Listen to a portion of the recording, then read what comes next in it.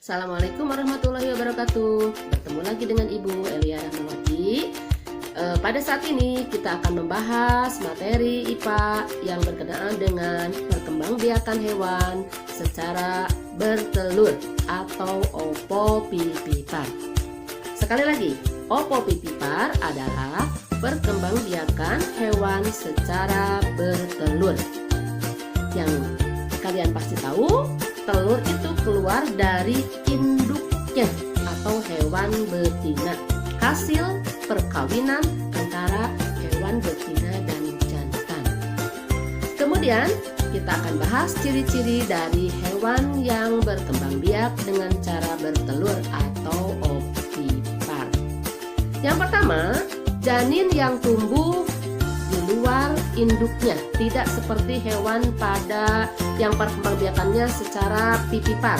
Janin berkembang biak pada rahim induk, sedangkan pada hewan yang berkembang biak secara ovipar, janin berkembang biak di luar rahim ibu, yaitu di telur. Ibu yakin kalian sudah tahu bagaimana bentuk telur, ya. Ada cangkangnya, kemudian di dalam ada cairan yang berwarna putih dan ada cairan yang berwarna kuning, ya. Yang kedua, janin memperoleh makanan dari cadangan makanan yang tersimpan di dalam telur, ya.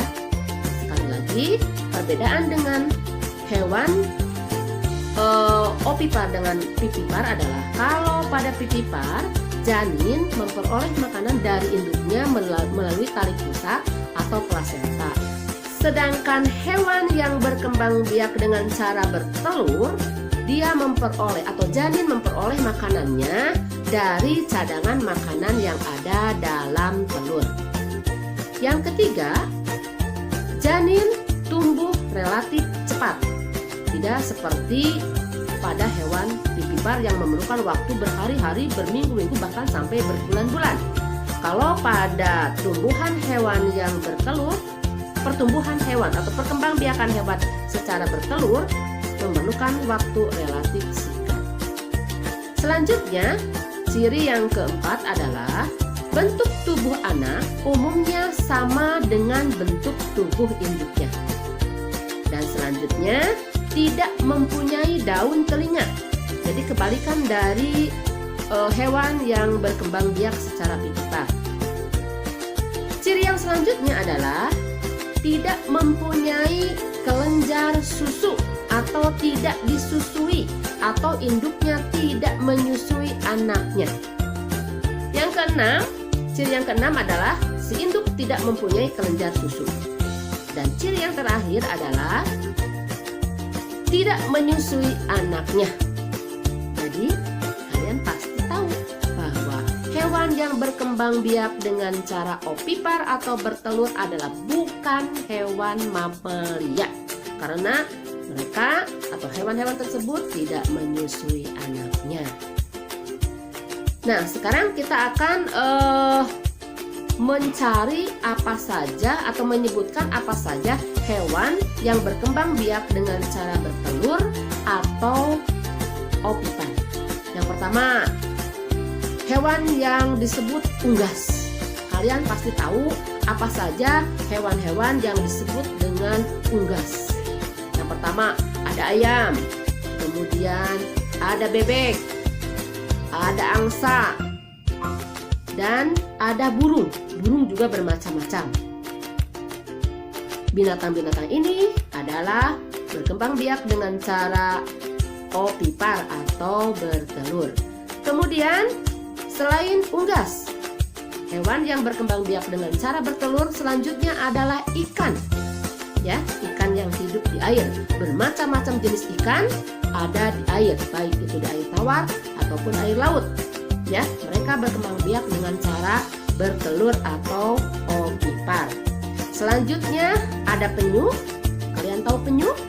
Ya, penyu hidup juga di laut, bentuknya sama seperti kura-kura, namun perbedaannya hanya ada pada tempurung. Kalau penyu, tempurungnya lunak atau sedikit lunak tidak keras. Kalau kura-kura tempurungnya keras, ya.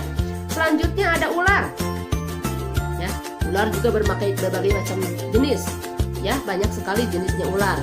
Ular berkembang biak dengan cara bertelur. Namun ingat, ada juga ular yang berkembang biak dengan cara melahirkan.